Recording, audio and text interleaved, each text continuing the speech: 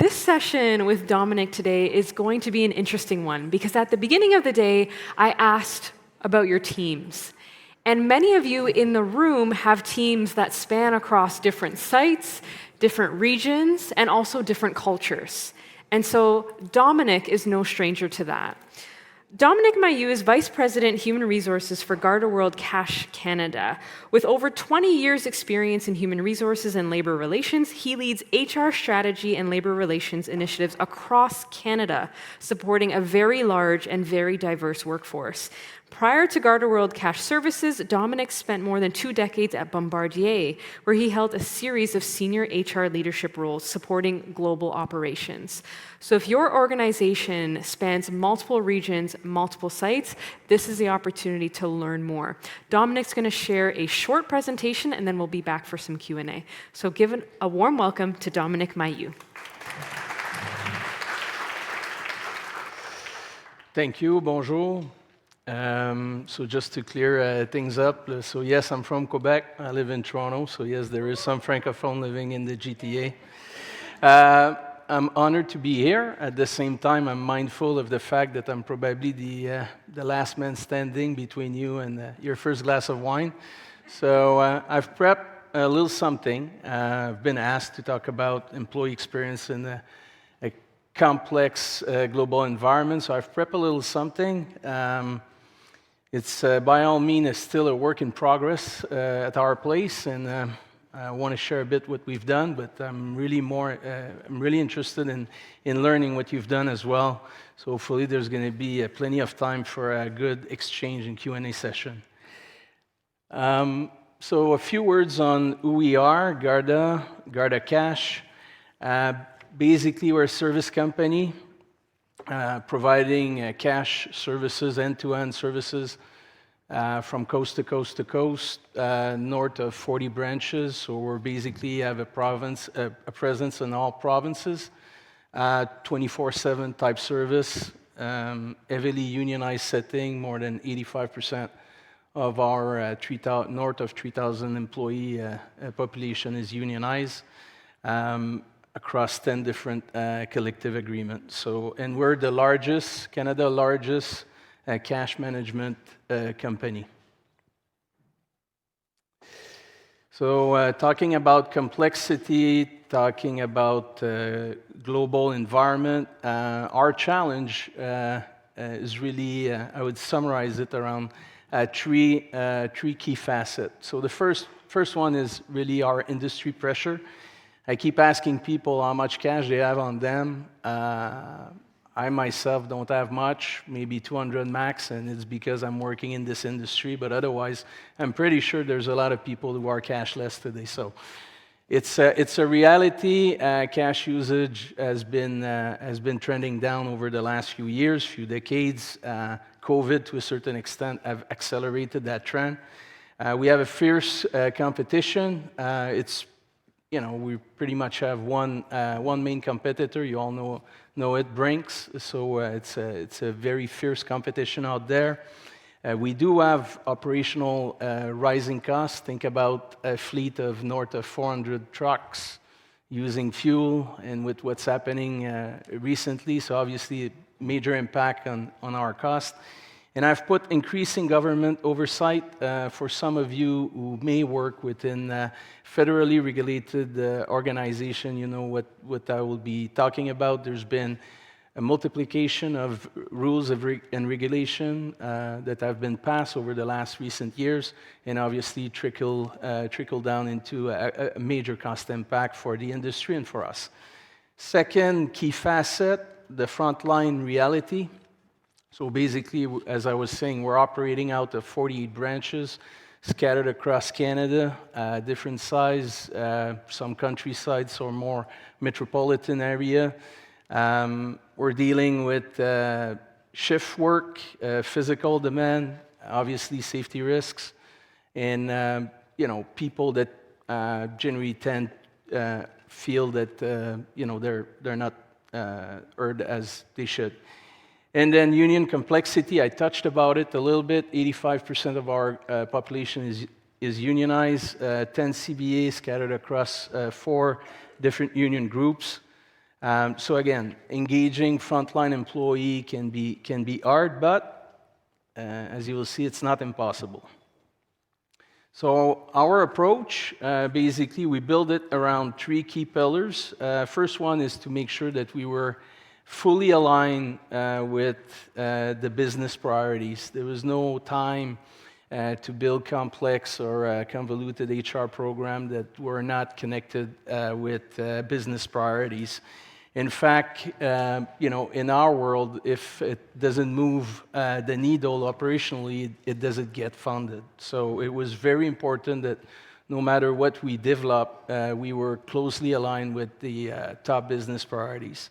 Second, we put a lot of emphasis, and we're still doing this as we speak. As I was saying, it's very much of a work in progress, but trying to find different ways to get to the front line and developing an approach where we're not only pushing communication, but we're also striving to get their feedback and adapt our approach consequently. And then finally, agility and transparency. What I mean by that is throughout making sure that we stay connected with our business partner, operation mainly, and trying to push on them to make sure that to the best of our ability, collective ability, we do respect the CBA instead of fighting them, and then making sure that we stay aligned through the course. For those of you who are in labor relations who have touched to it, it's not always easy trying to make sure that we find the right equilibrium between operational stability, flexibility, and as well as abiding by the contract, by the CBA. So it was an intentional, consistent, and very tied to the business outcome approach that we took. So what did we do?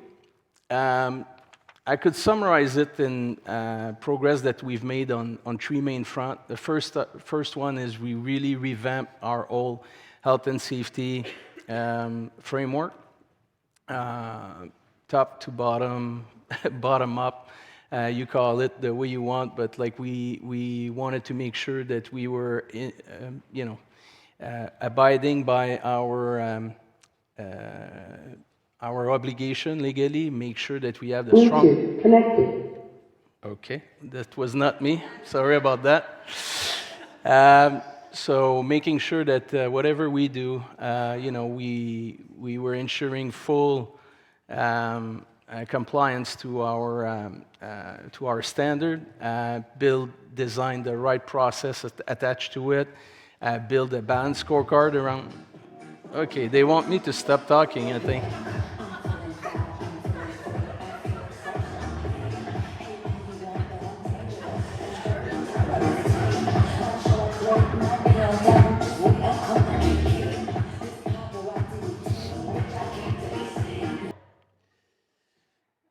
The only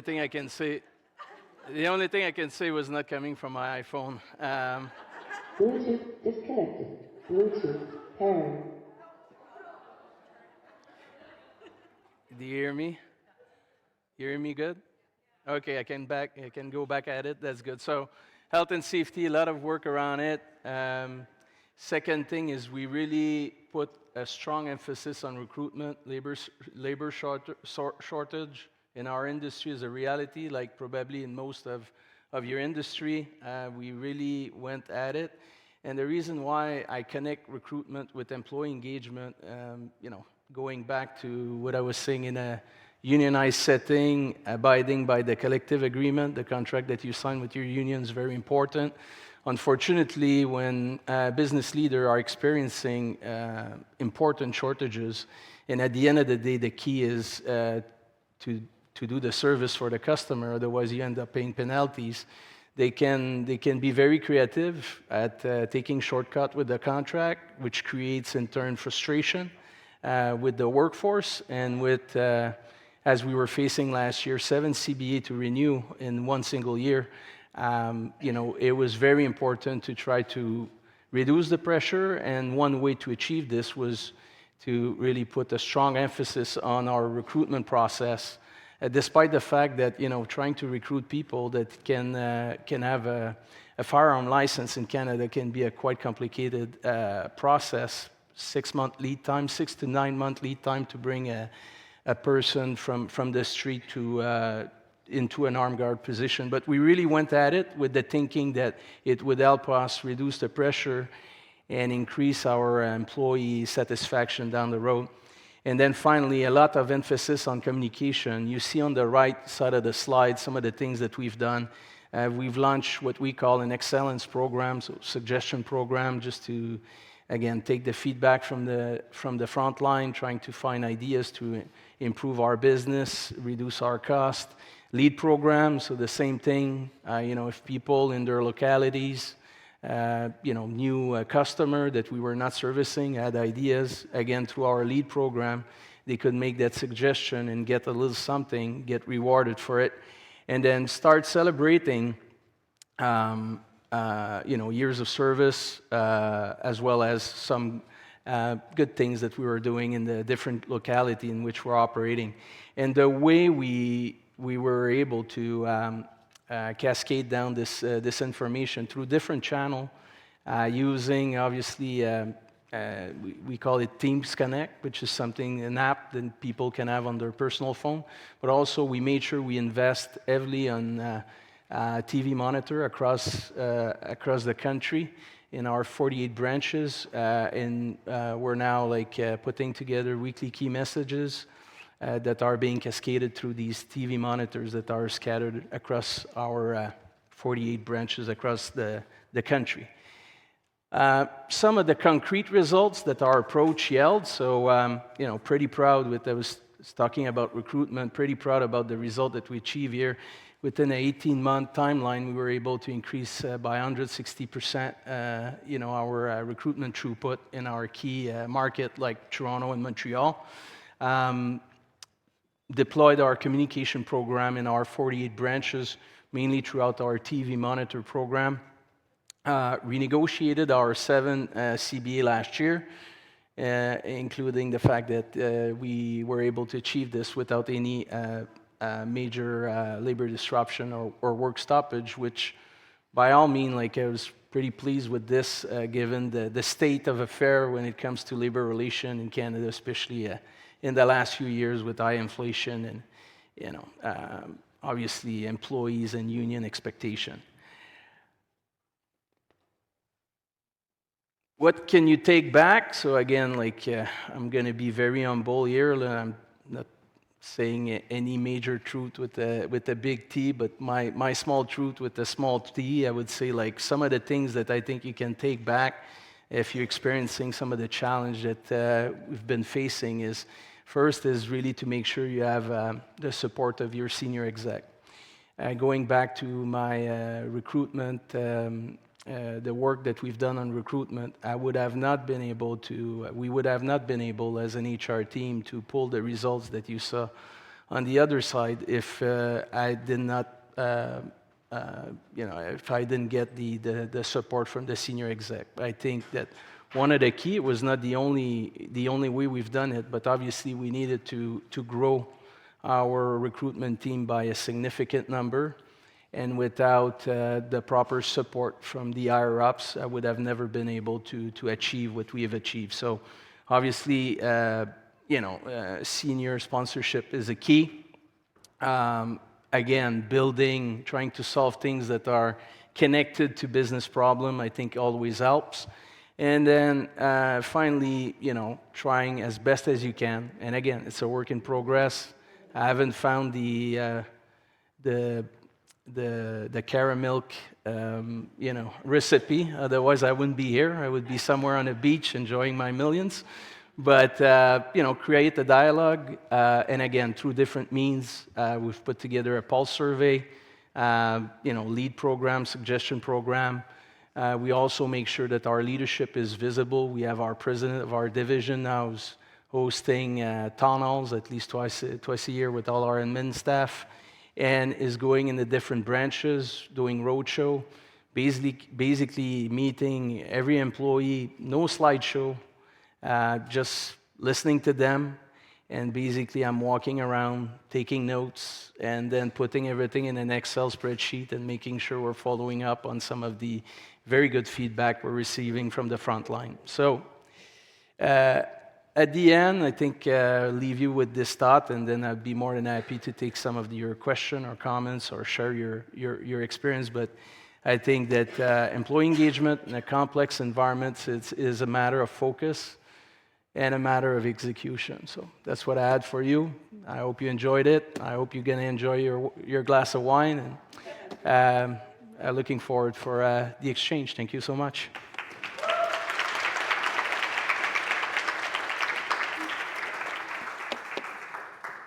Dominic, thank you so much for that presentation. I think some of the stats up there were pretty impressive, right? Absolutely. So increase in recruitment by over 160% across 48 sites, CBAs renegotiated.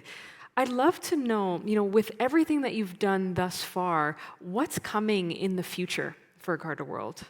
What are your next initiatives? It's a very good question. So again, I think it's focus.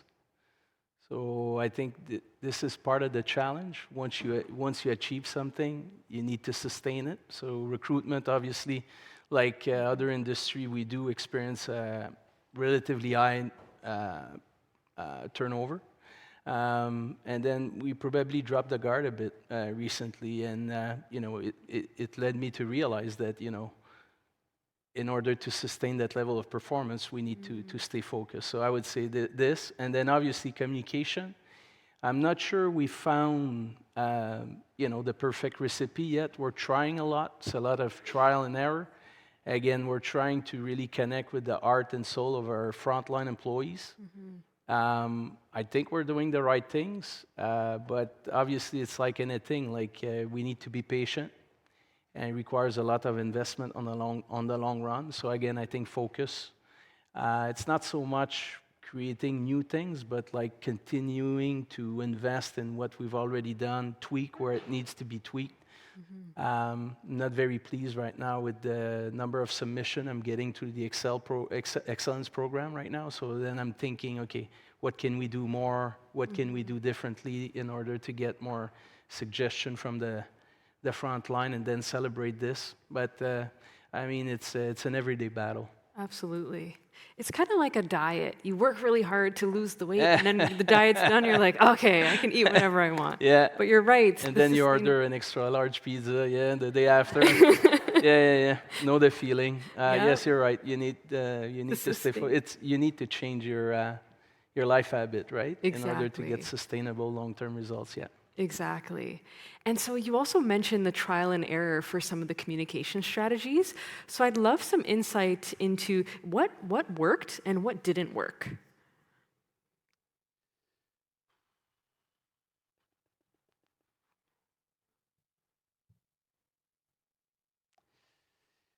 Again, I think it's,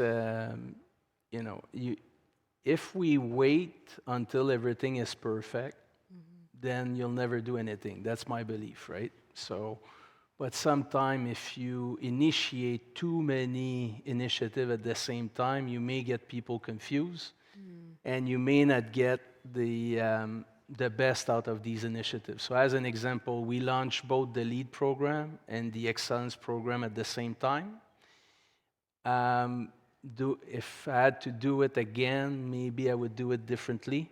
And I would launch one and then launch the other. But, who knows? Would I get different results? We'll never know. I cannot rewrite history, but, it's one of these things where I'm the type of leader where I prefer to initiate stuff and then fix it as we go, then wait until it's perfect.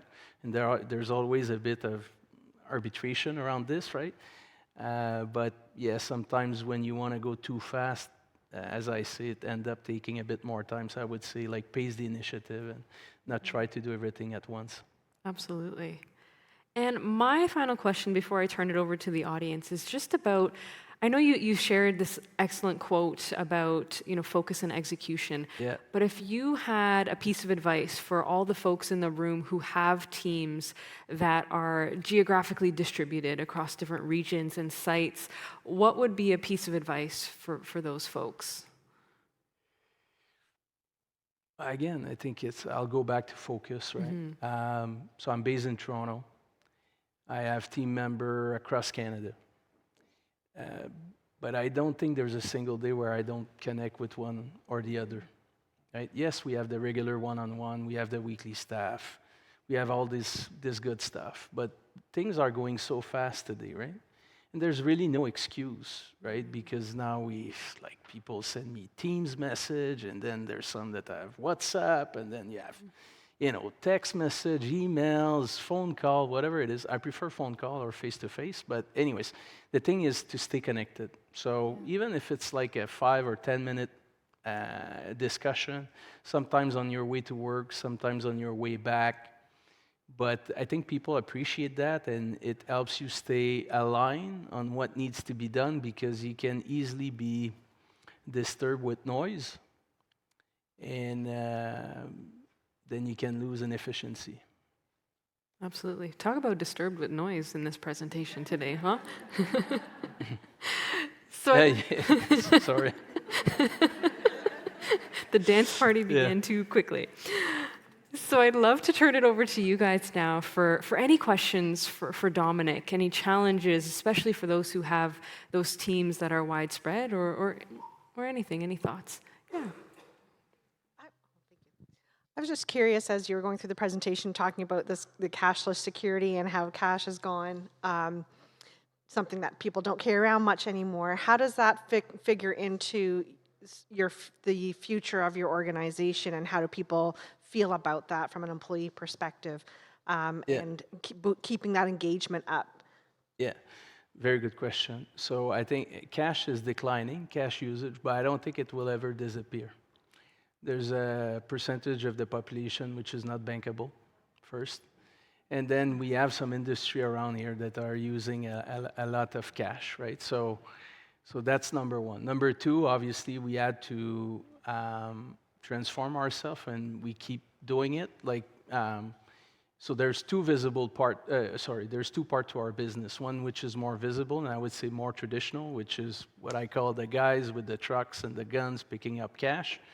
But then over the years, we developed that less visible side of our business, which account now for probably like half of the employee population, which we call GardaWorld services, which are essentially people who are counting cash and balancing cash in I think we have 20 cash processing center. And over the years, basically, we kind of became a bit of basically the bank, the financial institution have kind of outsourced their cash management to us. So we're dealing basically with all the major banks, I think except one, and we're holding their treasury. So that's one way we have transformed ourselves. And then the next big evolution is going to be the cash automation. So we have a sister company called Sesame, which are building these, it's kind of ATM, but they call it like Smart Safe, in a sense that, it can be connected directly to your bank account, and as soon as the money is being put in it, it's going to be transferred into your bank account. And it also gives us, instead of going on a fixed schedule to pick up cash, it's telling us basically when the machine needs to be serviced. So again, going back to some of our labor shortages issue, it's helping us. Down the road, we'll need to hire less people because we're going to have less pickup to do. And then obviously the business is going to shift towards more of a SaaS with these machines. Which are either being available to FIs or retailers. But it's a very good question. Thank you for.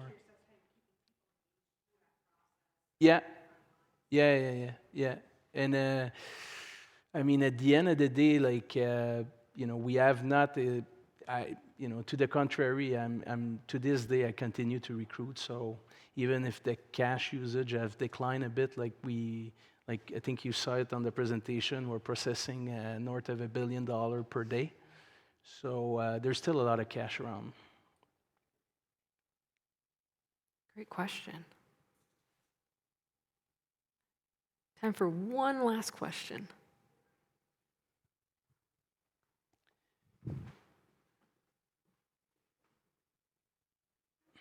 Thank you so much. Oh, okay. Sorry. Hi. You said earlier that you had 7 collective agreements to renew last year. Yes. How did you navigate implementing employee experience changes while going through negotiations? It's not easy. It's not easy. Like last year, obviously, most of the year was dedicated to these negotiations. But I mean, being at the table is one thing, and I don't know if it came across clear in the presentation, but like it's everything which is happening outside the table before you go into negotiation, while you're in negotiation, that is key. So it was tough. I'm not going to dispute it, but you know, at the end of the day, again, going back to focus and priority, that was what the HR team needed to focus on last year. So yeah, but it was not easy, especially in the current context where, you know, typically before you have a tentative agreement, they present it to the member, and it's done. Recently in Canada, that's not the way that things work, right? It can be 1, 2, 3 tentative agreement before it's being finally ratified by the membership. So not gonna lie, like a lot of energy last year have been put on the CB renewal, but at the same time, set the stage for what we're doing now. Thank you so much for all the great questions. And Dominic, thank you for this presentation. Thank you for the invitation, and enjoy your evening. Thank you.